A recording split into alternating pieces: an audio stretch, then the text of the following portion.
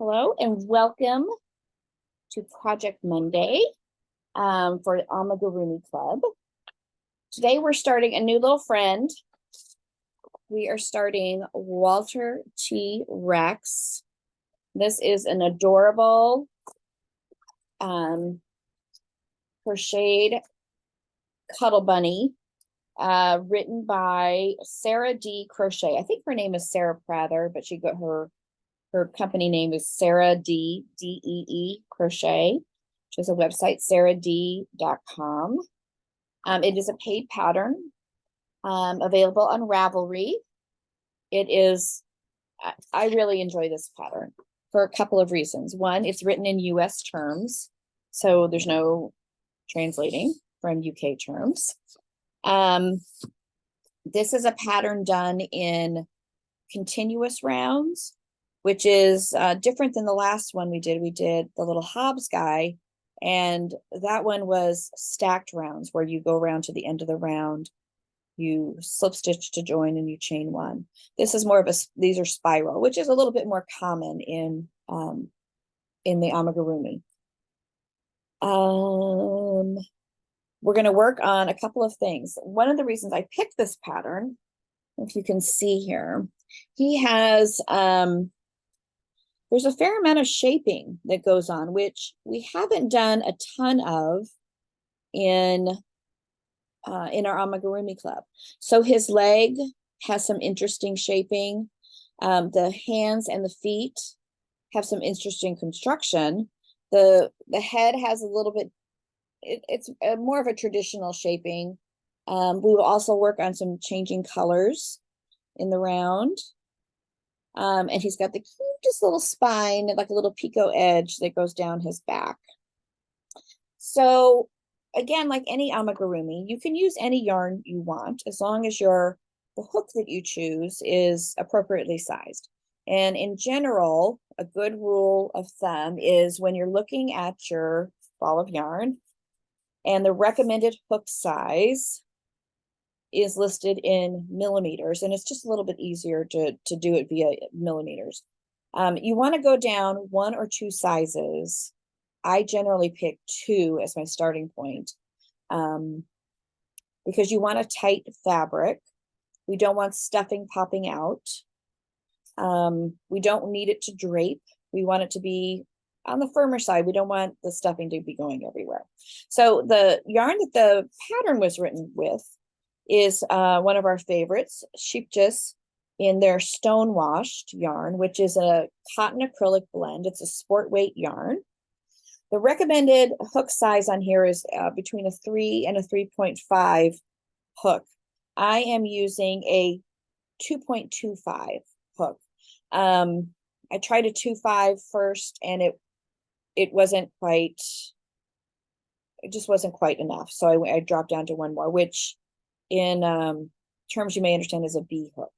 Okay, so that's what I'm using with this yarn.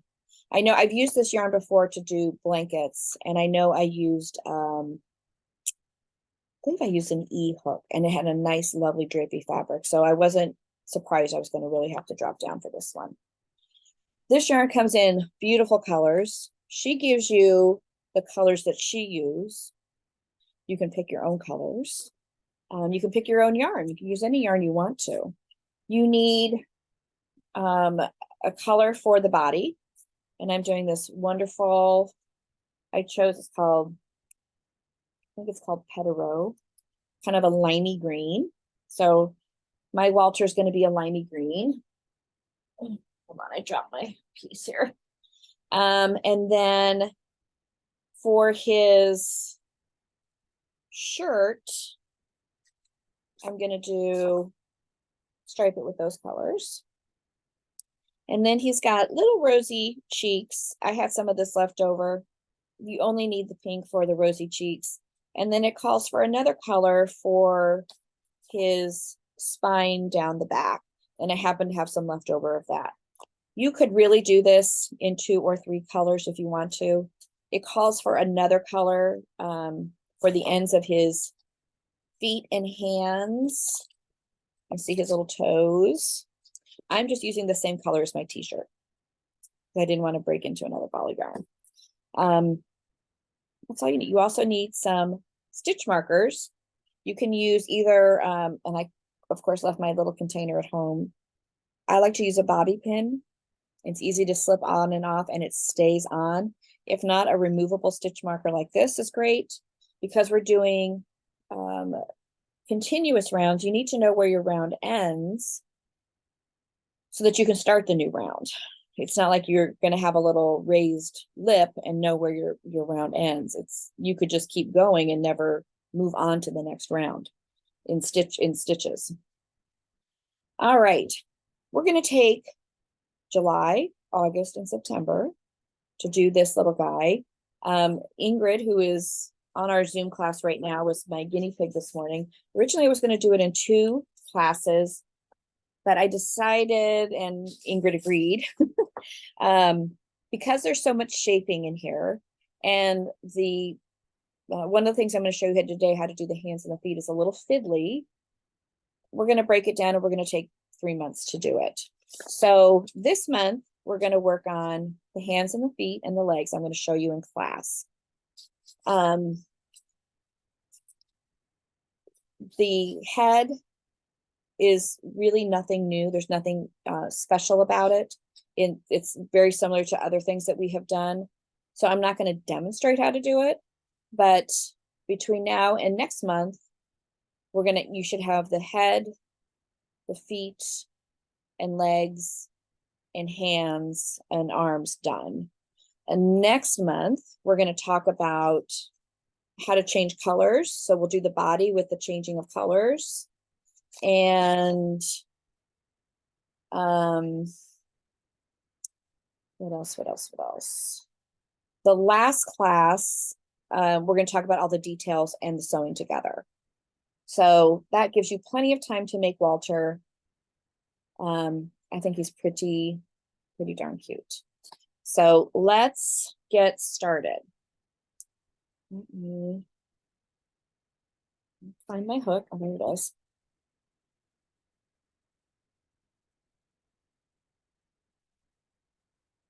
All right. So one of the other things I really liked about this pattern is that she uses a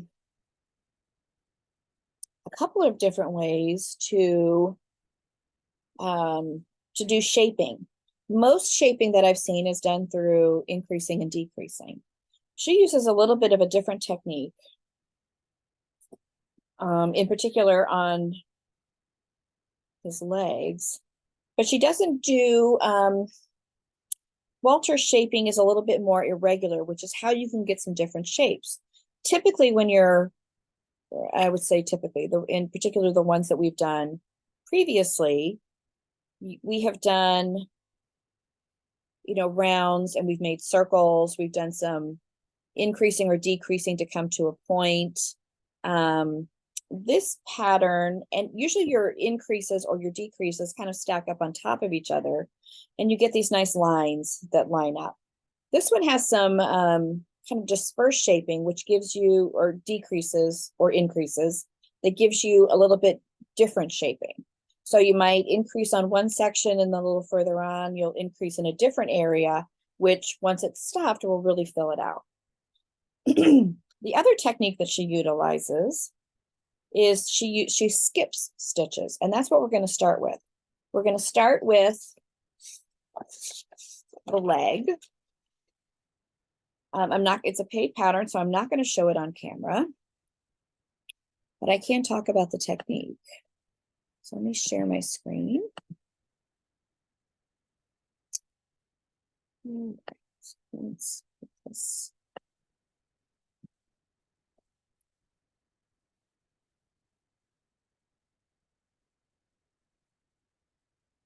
Little sorts today. I didn't get everything set up ahead of time, so I apologize. Okay. So this leg, and starts as a cone shape.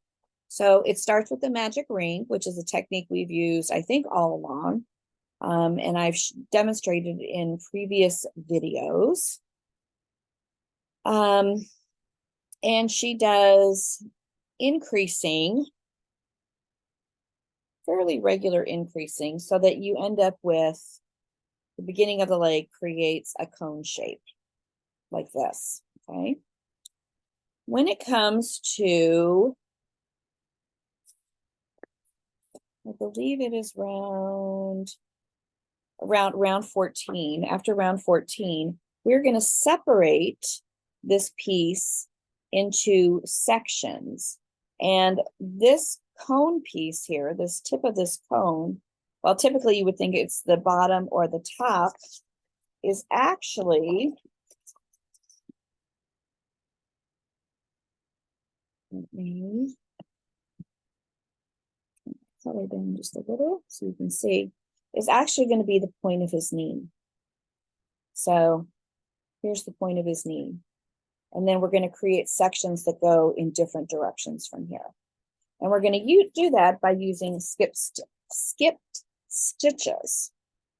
So I just wanted to demonstrate. It's actually fairly easy and it's written out fairly clearly, but it's not something that you see very often. And I wanted to be able to demonstrate it.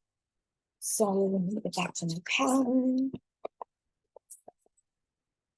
All right, so we're going to separate this cone now into two pieces. I had already taken out my beginning of round marker. So let's see if I can figure out where it is. It was 15 stitches back. So 2, 3, 4, 5, 6, 7, 8, 13, 14, 15. Perfect. Okay, so this is my beginning of round.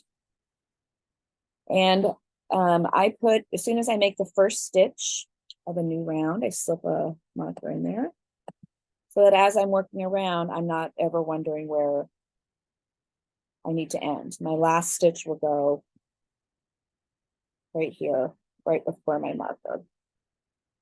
I'm trying to get the light in here just right.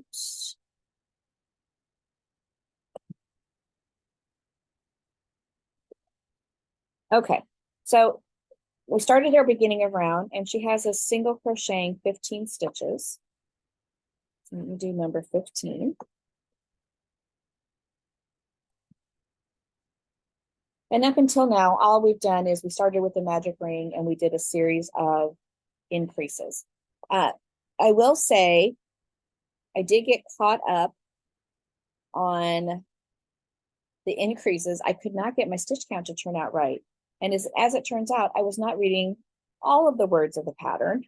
And if you just watched us on Instagram, if we just made a comment about not reading all the words of the pattern, the rounds tell you to, do 5 single crochets and then make an increase, 5 single crochets and then make an increase as you go around. At some point, as it gets bigger, she has you do 4 single crochets, an increase, and then 5 single crochets. And that's your repeat. 4 single crochets, increase, 5 single crochets. Well, what I was doing is I was doing 4 single crochets, increase, 5 single crochets, increase, 4 single crochets, increase. Well, that's not what it says at all. It says to do 4 single crochets, increase, do 5 single crochets, and then you repeat. So you go back to 4 single crochets. So in between your increases, after the first one, you end up with 9 stitches in between. And I was adding an extra increase. So as I got to the end of my round, it wasn't working out right. So be careful when you're reading the pattern that you realize that you don't have an increase. Just be careful that you do the increase when you're supposed to. How about that? Okay. Back to where we're separating our section. We did 15 single crochets. Then she tells us to skip 18 stitches. I'm going to pull up a loop here so I can count 18 that I'm going to skip. 1, 2, 3, 4, 5, 6, 7, 8, 9, 10, 11, 12, 13, 14, 15, 16, 17, 18. I'm going to put a marker there. I'm just going to double check my counts. I think I moved my hand. 2, 3, 6, 8, 9, 10, 11, 12, 13, 14, 15, 16, 17, 18. Perfect.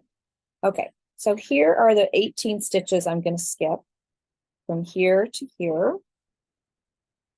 And then our directions tell us to do 15 more single crochets. So to do that, I'm just going to kind of push it together. And I'm going to skip these 18 stitches. And I'm going to, where my marker is right now, that's the 18th. So I'll go into the one after that. I'm just going to do my next single crochet right here. Oh, pull that out. I'm going to pull my marker out since it's in there.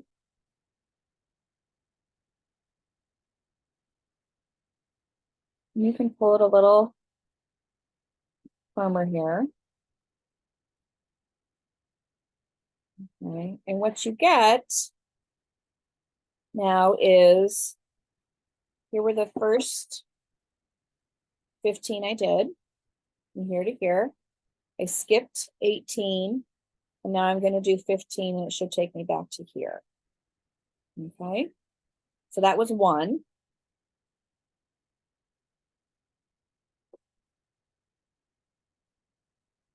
Two, three, four,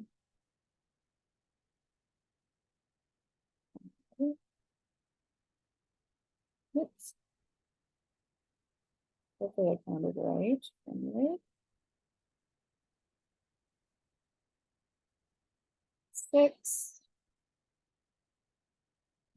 7, 9, 10,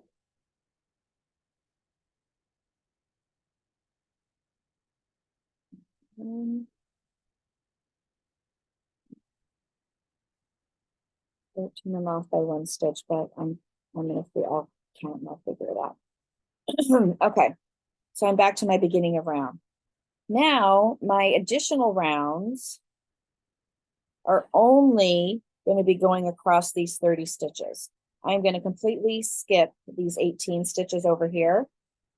After I finish this section and build it up, and there's some shaping that kind of pulls it away, then I will go back, I'll cut my yarn, and I'll come back and I will build this section so that I'll have pieces coming out that are not connected in the middle, to create a shape that looks like that. Okay, so here's where we started. Here's where we separated, and then I'll build this part out, and then we'll continue on and build that. I'm sorry, here's where we started. We crocheted all of this. These were the 18 stitches over here. I skipped, and I finished this part, and then I'll come back and I'll finish this part. Okay, so she's got excellent diagrams in there as well. But if you've never done skip stitches for shaping like this, I just wanted to demonstrate that. So that's for legs, and you make 2 of those. And the rest of the description for that pattern is pretty regular. The other thing that is kind of unique is on the feet and hands. They have little toes and fingers done in a separate color. And how she makes these is pretty darn cute. I think they look like little toe beans. If you have dogs or cats, you know, those cute little bottoms of their feet. This is pretty cute. So this is the start of a foot that will continue out this way, but it starts with these little toes. So as my guinea pig, Ingrid, and I did this morning, I realized on this small yarn in tight stitches, it was going to be nearly impossible to really get a close-up view on this yarn. So what I've done is I have done my little toes on a larger yarn for demonstration. Let me zoom out just a little here. And the directions have you make 2 toes and you cut your yarn, and then you make the 3rd toe and you don't cut your yarn, and then you come back and you join to this toe, and then you join to this toe, and you come around and around, and then eventually they're all joined. So that's what I'm going to demonstrate today. I've made the first two toes. I'm going to show you how to make the 3rd toe, and then I'm going to show you how to connect it. It will be the same technique when you do the hands. So starts with the magic ring. And hopefully this will be much easier to see. And the reason it's so tight is generally when you do something in the magic ring, the next round, I'll make my first stitch. I'm going to go ahead and mark it. And I'm going to kind of do this one a little bit on the looser side, just so I can show kind of how it comes together. The second round, after you've put stitches, particularly single crochet stitches, into the magic ring, is you do an increase row. There's no increase row. 1, 2, 3, 4, 5. The second round has you you start with 6 singles and you make 6 more singles into those stitches. So when you pull it, there's no place for it to expand. It kind of goes straight up and makes like a little cup. And it wants to roll, which is part of the design of it. But it wants to roll the wrong direction so that your right side of your fabric that you're working on wants to pull in, and you really need to make sure it pulls out, which was really hard to show on the smaller yarn. So that's why I'm doing it in the bigger yarn. Okay, so again, these are continuous rows. I'm not going to completely pull to close my magic ring just yet. I'm going to give myself a little bit of leeway. I'm going to take my marker out, not work with my tail, and I'm going to do a single into each single. That first one is always a little tight because I did not start with a chain 1. There's no little give there. Right. One, mark my first stitch. Especially, this is really important to mark your stitches here, because once it starts to curl, it's really hard to see where your stitches are. 2, 3. Already starting to curl, and it wants to curl like this, but you want it to curl with the side that you see. You want that to curl out.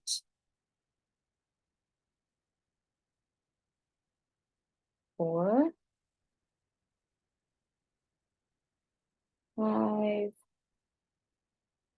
and I have 1 more. 6. So I'm not going to finish that stitch because I'm going to change colors. And my yarn rolled all the way across the room, but luckily the end stayed by me, so I have my next color. To change colors, you're going to do the last yarn over of your last stitch in your new color. So I still have my yarn over for my single, but I can cut this yarn. I'm done with my toe color. So I can cut that. I'm just going to leave myself a tail, probably 4 inches or so, which is probably more than enough. And I'm going to yarn over with my new color and pull it through. And that's the last stitch of my second round, which is in the correct color, but the yarn coming through is ready to start a new row in my new color. So this is where the fiddly part comes in, because you've got all these ends. I'm going to go ahead and start to pull my tail to close up my magic ring just a little. And in this next row, I'm going to do some increasing. I'm going to take out my marker. Let me get to the pattern page for that. Okay. So we're going to do two increase. We're going to do increase times 2. So we're going to do 1 increase here in the first stitch. And this is going to be very loose because here's my end. I'm going to go ahead and mark it. And once I get a couple stitches away here, I can tighten things up. So there's my first stitch. And now I'm going to, that's the increase. So 2 into 1. And I do that twice. 2 into 1. And then a single. So 1 into 1. So now it doesn't want to curl quite so much because I'm adding some increasing. But you can see it's got, it's definitely kind of cup shaped. And with the change in color, it really makes the first couple rounds really pop out. And then I go back to increase 2 times. So one increase. And two increases. And then finish with a single. The other nice thing about this pattern is she does give you stitch counts for the end of each round. So you can make sure you're on track. And I should have 10 stitches at this point. So I'm just going to double check that I have that. I always like to start from my loop and count backwards to my marker. 1, 2, 3, 4, 5, 6, 7, 8, 9, 10. So I'm right on track. And I have all of these ends, which is what you're going to end up with. They almost look like little jellyfish. Okay. So that's how I made these two, as I got to that point, and then it tells you to fasten off or cut your yarn. Okay. The third toe,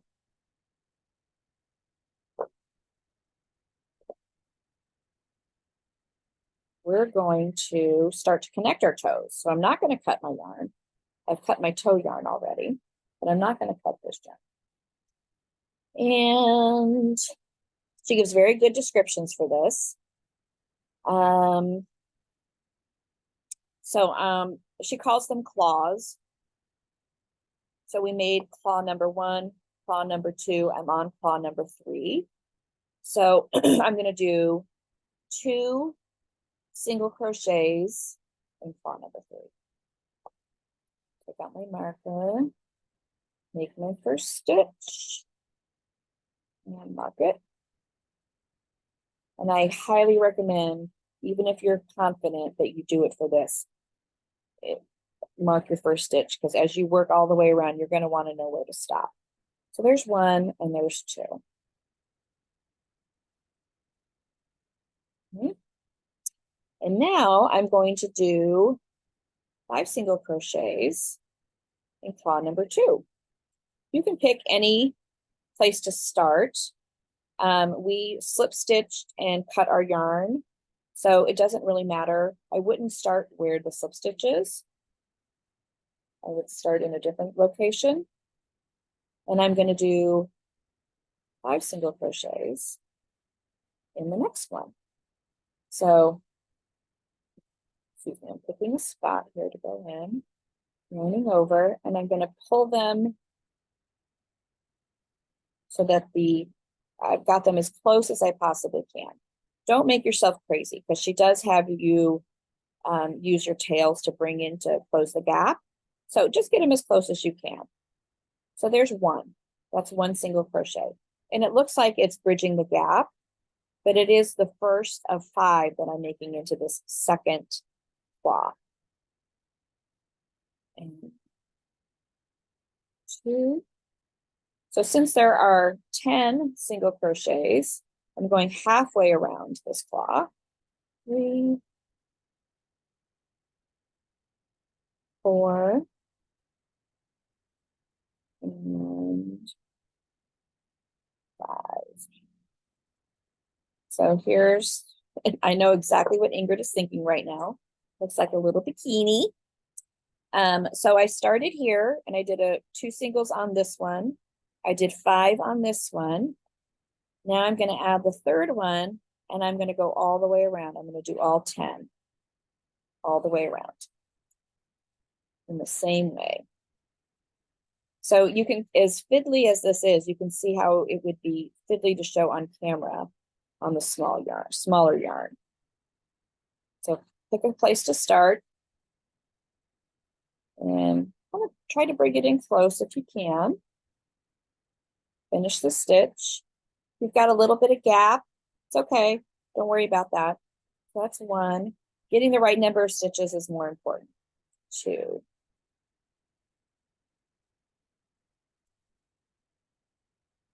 3. Around my slip stitch there. 4. 5. 6. 7. 8. 9. One more. Okay. So now I've got doesn't look much like a foot yet. Then I'm going to go back to the second claw. Here's the stitch where I had finished. I had done 5 on this one. I'm going to do 5 more and I should have 5 spaces to get back around. So I'm going to go into the next stitch. Again, bring it as close as you can. Usually dive in, do your first yarn over there and then try to pull it close there.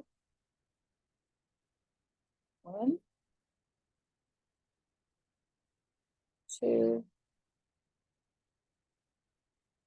3, 4, and 5. And I am indeed back to where I joined.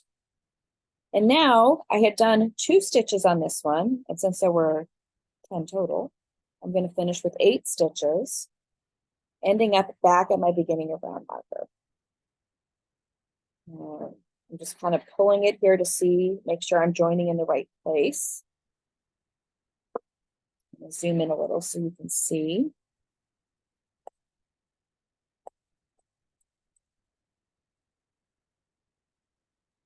So as I'm looking here, and remember yours is going to be smaller if you're using the same yarn that she did.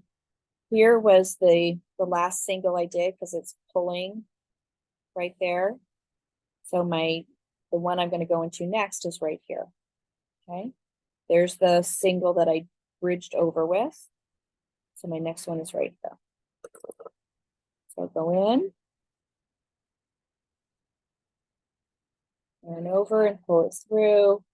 And here's where I kind of take the time and kind of pull my working yarn to tug them as close together as it's comfortable. Don't worry about a gap. There's 1. I should have 8.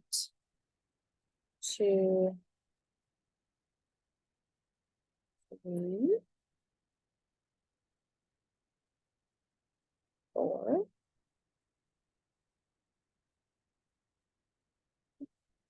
5, 6,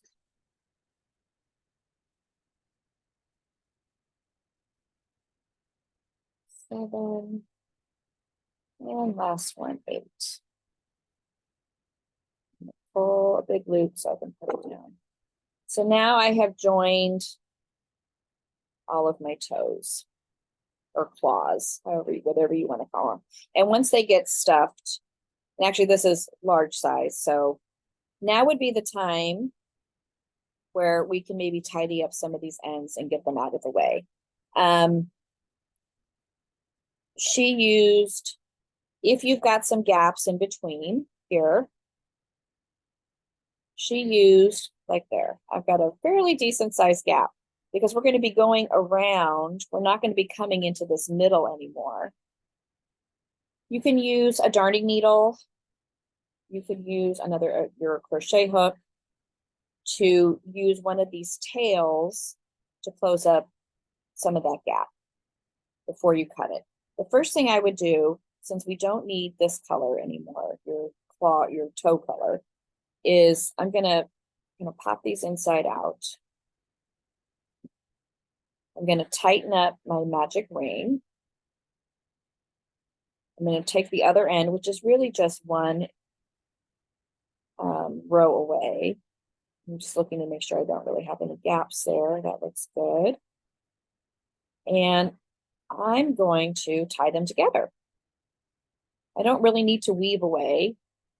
It's going to get stuffed. I don't want it to come undone. So I'm going to put a pretty good knot there. And I'm going to do it one more time.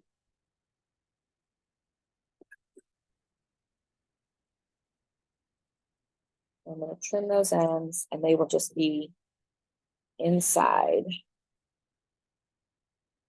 the toe like that. And then I can turn it back inside out. It's just easier, I think, to tidy up when you can see your ends. And I'm going to use one of these. You can absolutely use a darning needle. Let's see if I've got one handy because I did forget to grab one ahead of time. And I don't have one handy, so we're going to use a crochet hook. And I'm going to, the gap I want to bridge. And what I don't want to do is I don't want to go into any of the stitches that are around the edges. I'm only closing up the gap in between because I'm going to have to crochet over those edges. So I'm just going to pull through the tail from here. Let's flip inside out the next one. Okay. And if I just kind of pull it, that closes it up nicely. So then, some people don't use a darning needle to weave away ends. They only use a crochet hook. And here's how you do it. You come under, usually it's easier if you do a slightly smaller hook. This is a much smaller hook, but I'm going to make it work. So I'm going to pull that tail back in this direction so that when I pull on it, it closes up that gap.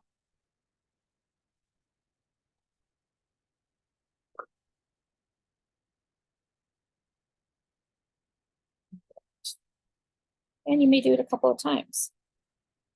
Let's bring it over this way. And you can do this between all of the toes. And then at this point, I'm going to tie it with the other end to keep it together. Before I tie it tight though, I'm going to flip it back to the right side and make sure I like the way that looks. If it still seems really, I said I was doing this a little bit loose. On your actual one, it's going to be you can see that, very tight. I don't anticipate any stuffing. There's really not much room for a lot of stuffing because most of it is your yarn ends stuffed in there. I don't anticipate any stuffing popping up, but you don't want to leave a gap. Like here's the one I haven't done yet. You wouldn't want to leave that undone because stuffing is going to come out through there. So this is much tidier. If you feel like you want it to be even more, you could use a darning needle and kind of close that gap. Just make sure you are not using any of these outer edge stitches, the tops of them, to sew it up because you're going to need to make stitches into there and it's going to get really, really tight pretty quick. So I would do that for all three of them and get rid of your ends. And then you will be joined in the round and we start to do some shaping with some decreases, which brings it in, and then you continue on. So it makes let me show you what the foot looks like. She also gives, I don't want to show too much of the pattern. we really do try to honor the designers. We really want you to buy the pattern. And though this is a free class, we're not giving away anything here. So let me cover that up. So she gives a pretty good description in writing and in pictures on how to bring all of this together. And when you're done, you're going to have a foot. Same thing for the hands, the little arms. You're going to have a foot. Let me see if I can find a good picture of this. It finishes off. So we started here with the little toe beans, and then you decrease down, and then you finish with your toe color again at the back and creates kind of a little like horny bit at the back. And I'll show you the front cover again so you can see. So it's got a little bit of that color to the back. It's a really nice detail. And then the leg gets attached to the foot. So it is a flat piece. It'll be stuffed a little bit, but it's flat. You're not building it up into the leg. It gets attached. And we'll do that in the last class. So you'll do the hands, the tiny little hands, the same way in attaching the little claws. So I hope that helps. Show you how to, it's an interesting construction. And I really thought it was very clever. Because we could have just made like an oval and done some popcorn things on top of it or some bubble stitches on top of it.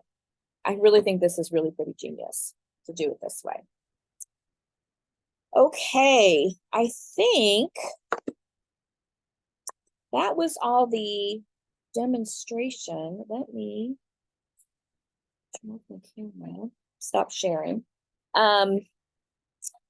So between now and next month, here are your guidelines. You can work at any pace you want to, but between now and next month, work on the feet, work on the hands, work on the legs. And if you want to, go ahead and do the head. It's pretty straightforward. I will show next time, at least make the head up to the eyes. If you've never done safety eyes before, I'll show you how to put those in because you do have to do that before you stuff it.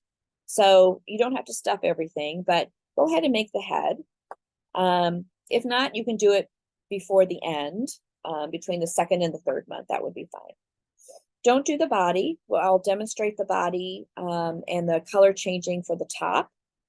And then the last class will show how to do the details for the cheeks, the eyes, the nostrils, the spine down the back.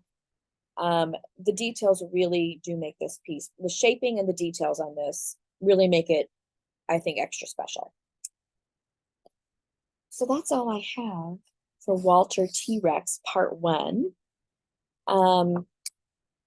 Join us, call us if you've got questions, if you're not sure. I'm here nearly every day. We'd love to see you. We'd love to help you pick out colors if you need to. And we'll talk to you soon. Thanks.